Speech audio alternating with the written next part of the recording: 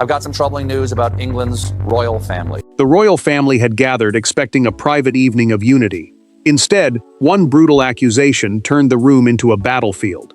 Camilla rose from her chair, stared at Princess Catherine, and accused her of undermining the Queen's authority inside the palace.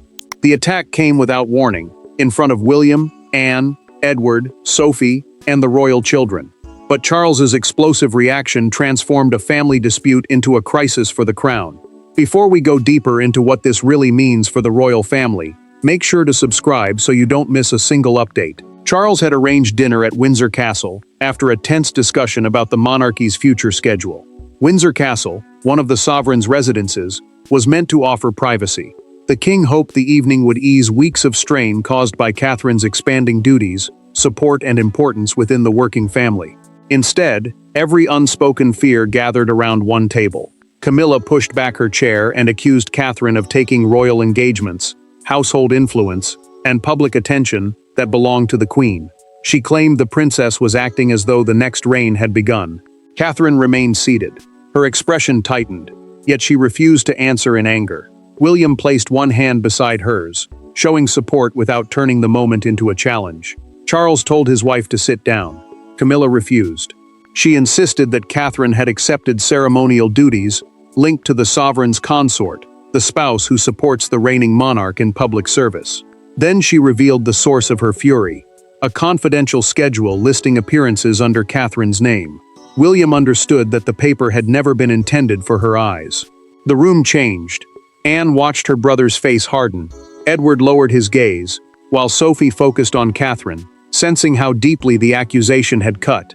George, Charlotte, and Louis, sat frozen as adults who preached restraint began tearing at one another. Charles struck his palm against the table. The sound ended every whisper. He ordered Camilla to stop, but she pressed further, accusing Catherine of building authority behind the Queen's back. That was the moment the king lost control. His voice rose as he declared that no one would humiliate his daughter-in-law or frighten his grandchildren inside his family. Catherine spoke. She said she had requested nothing. Every duty had been assigned by Charles's office. Her calm answer turned Camilla's accusation into a challenge against the monarch himself. Charles ordered everyone out except Camilla, William, and Catherine. As Anne stood, she noticed a sealed blue folder beside his chair. The dinner had exposed the anger, but the real danger lay inside the file the king had not yet opened. Behind the raised voices were 4 people carrying 4 different fears. Camilla feared becoming irrelevant. Catherine feared that silence would be mistaken for weakness. William feared history repeating itself through another attack on the woman he loved. Charles feared that the family he had spent years trying to hold together was finally breaking around him. The confrontation had not begun with one cruel sentence. It came from wounds each of them had hidden for years. Catherine entered a small sitting room and closed the door. Only then did her composure begin to crack. She had returned to public duty with sympathy, trust, and expectations about her future as queen, the title traditionally given to the wife of a reigning king. That support had strengthened her place, but it also made every new responsibility still feel politically dangerous.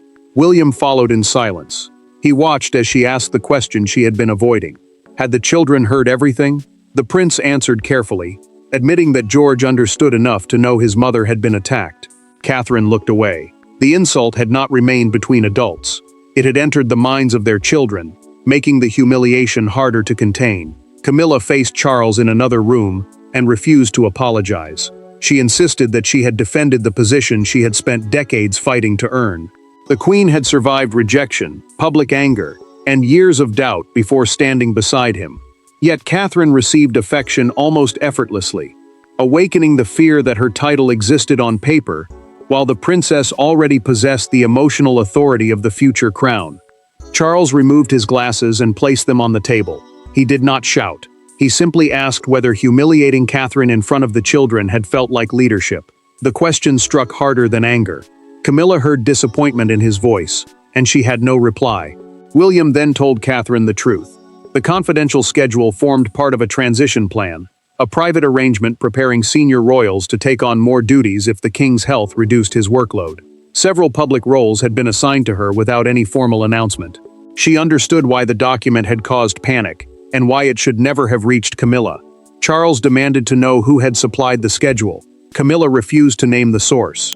Her silence confirmed that someone inside the royal household was feeding her restricted information and deliberately sharpening her resentment. Before sunrise, Anne sent William a private message. "This did not begin tonight, and your father knows it." To understand why Camilla finally erupted, he would have to return to the moment when private jealousy first became a direct threat. The family would remember one ceremony as the true point of no return.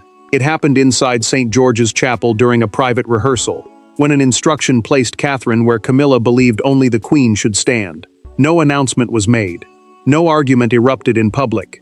Yet one exchanged glance, one altered procession, and one cold conversation after the doors closed created the resentment that finally exploded at Windsor's dinner table. 3 weeks earlier, Charles was expected to arrive late for a national service after another engagement. His private secretary, the senior aide who manages the monarch's official schedule and instructions, changed the order of entry. Catherine would lead the senior working royals into the chapel, with William beside her, while Camilla entered later through another doorway. Camilla heard the instruction and stopped. She was told to step back as Catherine moved forward and stood nearest the king's empty chair. A procession, the formal order in which royals enter a ceremony, may seem like planning, but every position carries meaning. Catherine would appear closest to future leadership. Camilla understood that immediately. Camilla challenged the arrangement before the rehearsal continued. The private secretary answered that the order had come from Charles's office. Catherine said nothing, but the silence did not calm the Queen. It made the moment official. Afterward, Camilla followed Catherine into a side corridor and asked whether she enjoyed being placed ahead of her. The princess answered that she followed the instructions she was given and had no wish to humiliate anyone. Her calmness should have ended the exchange. Instead, Camilla heard concealed ambition in every measured word. Charles later dismissed the incident as scheduling. Camilla told him that Catherine was being positioned as the monarchy's emotional center. The king replied that public duty was not a competition. His answer left her feeling ignored, and that wound began to harden. Anne explained the rest to William before sunrise. Through a documented account kept by a senior courtier, she learned that Camilla began asking household staff for copies of Catherine's future engagements after the rehearsal. The Queen was collecting proof that authority was moving without her consent. Anne also disclosed that the courtier had warned Charles about resentment between the two households. He delayed acting, fearing direct intervention would make matters worse. His silence allowed suspicion to become certainty. Then Anne delivered the final blow. The schedule shown at dinner was only one page from the blue folder. The remaining pages contained Charles's decision about Catherine's future role and Camilla's authority.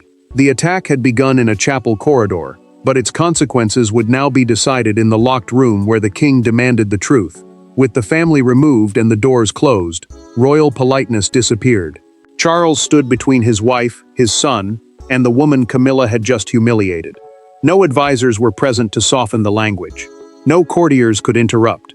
The king demanded to know who had leaked the schedule, why Catherine had been targeted, and whether Camilla truly believed the princess was plotting against her. What followed was not a discussion about protocol. It was a reckoning over trust, fear, and power. Charles ordered William and Catherine to remain while the others left. He told an equerry, a royal attendant trusted with instructions, to seal the room and admit no one. Delay would create stories, and those stories could tear the household apart before dawn. The blue folder landed at the center of the table. Charles explained that it held a continuity plan, meaning an arrangement designed to keep royal duties moving if his workload had to be reduced. Catherine's new responsibilities were not a reward.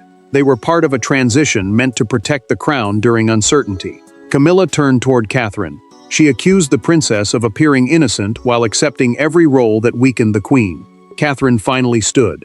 She said duty offered during a family crisis was not theft, and she would not apologize for serving when asked. William stepped between them when Camilla claimed his wife was using public sympathy to build a separate court, a household operating with its influence and staff. The prince answered without shouting. Attacking Catherine before George, Charlotte, and Louis had crossed a line that frustration could never excuse. Charles demanded the source again. Camilla admitted that a senior aide had obtained the schedule through a shared planning office. She insisted she had not ordered the breach. Yet she had kept the document and used it against Catherine instead of warning the king. Catherine then disclosed the earlier warning through her account of the chapel corridor conversation. Camilla had told her not to mistake affection for authority. Charles stared at his wife. The dinner attack had not been sudden. She had confronted the princess before and concealed it from him. Charles removed his signet ring, the personal seal symbolizing royal authority, and placed it beside the folder. He told Camilla the matter had moved beyond their marriage. He would now answer as sovereign. The king ordered a review of her household access, correspondence, and scheduling authority before morning. Camilla did not argue. For the first time, she understood that her place inside the palace could truly change.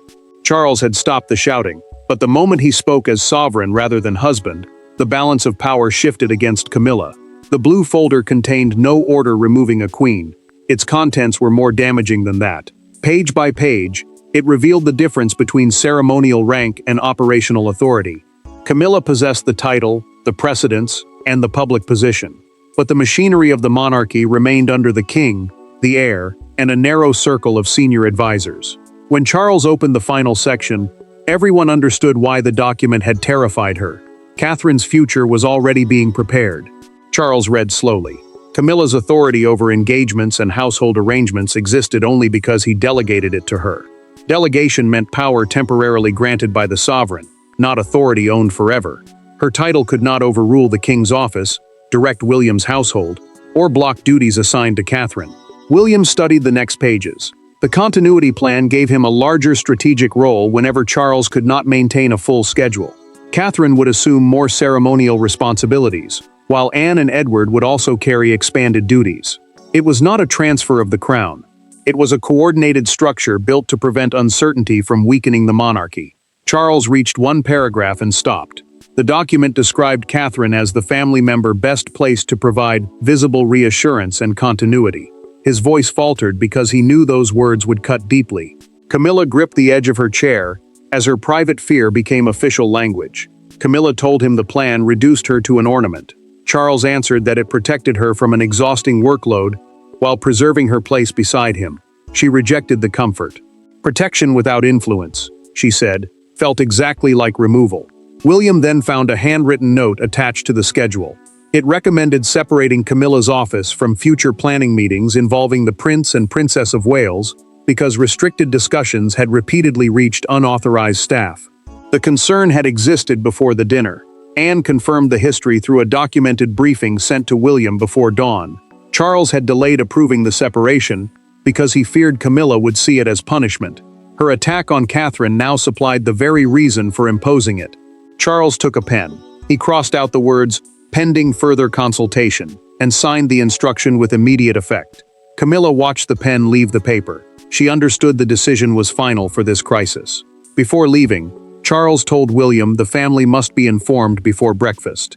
The prince realized he would have to explain to his siblings and children why the Queen's access had been reduced and why trust had collapsed.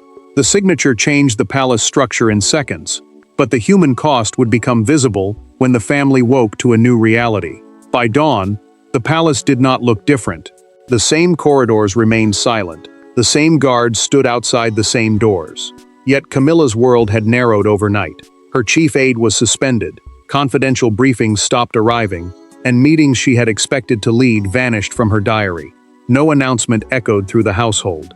The punishment appeared through empty spaces, unanswered calls, and doors that no longer opened when she approached. Charles's private secretary circulated a restricted instruction, suspending the aide who had accessed the schedule. A restricted instruction was an internal order, shared only with selected royal staff. Camilla's office was removed from planning sessions involving William and Catherine, while every sensitive document now required separate approval. The family received a short explanation stressing that the measures concerned conduct and confidentiality, not her title as queen. Camilla entered her morning office and stopped. The red dispatch box she normally reviewed was missing from the desk. A dispatch box was a secure case used to carry official papers to senior royals. She asked where it had gone. A staff member quietly explained that all sensitive material was being routed through the king's private secretary. The queen looked at the empty space and said nothing. Camilla later called her sister and admitted, through that private telephone conversation, that she had expected Charles to defend her once William challenged her. Instead, he had treated the attack as a threat to family discipline. Her anger began to collapse into fear. She had misjudged her husband, and perhaps her place inside the institution as well. Catherine sat beside George before breakfast and told him that frightened adults sometimes say cruel things. He asked whether his grandmother disliked her. The princess answered carefully, refusing to turn the child against Camilla even after the humiliation. George listened, but his silence told her the damage had already reached him. William then received copies of messages recovered from the suspended aide's work account. 2 other staff members had discussed limiting Catherine's visibility at future ceremonies. The leak was not an isolated mistake. A small effort had formed around protecting the Queen's status. Charles read one message suggesting that Catherine be excluded from selected appearances. He recoiled, closed the file, and asked whether Camilla knew. No one could answer. That uncertainty frightened him more than any admission because trust had already started collapsing. But the king could no longer assume she knew nothing. William told Catherine that Charles wanted them alone at Clarence's house that evening. No secretaries. No queen. No prepared statement. The palace had imposed consequences. But the turning point would come when father and son faced each other without rank or ceremony. The most important conversation did not happen before a council, or beneath the gaze of royal portraits. It happened in a private room at Clarence's house, with no aides, no files, and no formal chairs arranged for rank. Charles stood at the window, while William waited behind him. Catherine sat nearby, still carrying the pain of the previous night. For once, the future of the family would not be decided through protocol. It would be decided through honesty. Charles had asked them to come alone because he wanted to speak as a father and father-in-law, not only as sovereign. Clarence's house, his London residence, offered privacy away from the machinery of the palace. He admitted that his refusal to confront the growing tension had allowed resentment to reach the children and damage the family. William answered with care, but not softness. He told his father that anger could be forgiven, while the public targeting of Catherine inside her own family could not be ignored. The prince remembered watching his mother endure hostility while adults remained silent. He would not repeat that silence with his wife. Charles turned toward Catherine and apologized directly. He admitted that he should have acted after the chapel rehearsal instead of hoping the bitterness would disappear. The king accepted that delay had protected no one. It had only given fear more time to grow. Catherine accepted the apology, but she set one condition. George, Charlotte, and Louis could never again be drawn into an adult struggle over royal status. Their home had to remain safer than the institution surrounding it. Charles agreed without argument because he understood why that boundary mattered. Charles then disclosed, through a private written message Camilla had sent that afternoon, that she was willing to step away from several upcoming family engagements. The Queen no longer wanted to appear beside Catherine until the immediate anger had settled. Her offer was the first sign that defiance had weakened into regret. Catherine refused permanent exclusion. She told Charles that humiliation could not be repaired by creating another humiliation. Her answer surprised William and moved the king. She protected the monarchy without pretending the attack had caused no pain. Charles made the decision. Camilla would apologize privately to Catherine and separately to the children, before returning to shared family events. No public performance. No careful palace wording. The words had to be direct, personal, and without excuses. A knock interrupted the silence. Charles received a message from his communications secretary. Details of the dinner had reached the press. They had found a path toward repair, but outside the palace gates, their private reckoning was already becoming a merciless national judgment. By sunrise, the secret was no longer contained within Windsor's walls. Britain awoke to headlines describing a queen's attack, a princess's humiliation, and a king pushed beyond restraint. Every word spoken at the family dinner was now being judged by millions who had not been inside the room. Yet one image outside Buckingham Palace captured the public mood more powerfully than any commentator. 2 women holding photographs of Catherine while the crowd behind them chanted her name. Palace officials issued a brief statement confirming that a private family disagreement had occurred. The communications team, the group responsible for explaining royal events to the public, refused to discuss individual remarks. That restraint failed because news of a suspended aide and reduced household access spread within hours. Silence no longer looked careful. It looked like confirmation. Broadcasters framed the crisis as a struggle between present status and future authority. Catherine became the disciplined future queen. Camilla became a consort, the spouse of a reigning monarch, frightened of being eclipsed. Charles became the husband forced to act as king, when personal loyalty collided with institutional order. One fictional morning edition captured the frenzy with brutal simplicity. Its front page carried a full-width photograph of Catherine arriving at an engagement beneath the headline, "She did not answer back." Beside it, a smaller image showed Charles leaving Windsor under the words, "The night the king finally erupted." Outside Buckingham Palace, the crowd grew through the afternoon. One woman placed white flowers near the gates with a card reading, "Dignity does not need to shout." Television cameras caught the message, and presenters repeated it across live broadcasts until it became the phrase defining the day. Catherine watched only a few minutes before turning off the television. She felt no victory. Public praise for her would deepen Camilla's humiliation and make a sincere apology harder. The princess wanted accountability, not a national celebration of another woman's fall. Camilla watched the same coverage alone. When a commentator said she had attacked the monarchy's future because she feared being forgotten, the queen muted the sound but left the pictures running. For the first time, she saw her anger from outside herself. Charles rejected advisors who urged an immediate public appearance together. He said unity without apology would be dishonest. The king chose temporary embarrassment over a false performance. That evening, Camilla sent Catherine a handwritten request for a private meeting without Charles, William, or palace staff. William supported her decision, though he warned forgiveness could not erase the fear their children had carried from Windsor. Catherine agreed. The world had delivered its judgment, but only one apology could decide whether the damage became permanent. Camilla entered the room without an aide, a folder, or the protection of her title. Catherine was already waiting. There would be no witnesses, and no carefully negotiated statement. The queen had come to face the woman she had attacked, not as a rival for public affection, but as a member of the same wounded family. What she said could not erase the dinner, the children's shock, or Charles's fury, but it could decide whether resentment would govern the monarchy's future. Catherine chose a small drawing room at Windsor, away from their official offices. A drawing room was a private reception space, and neither woman controlled this one. When the door closed, no staff remained inside. Camilla began without excuses.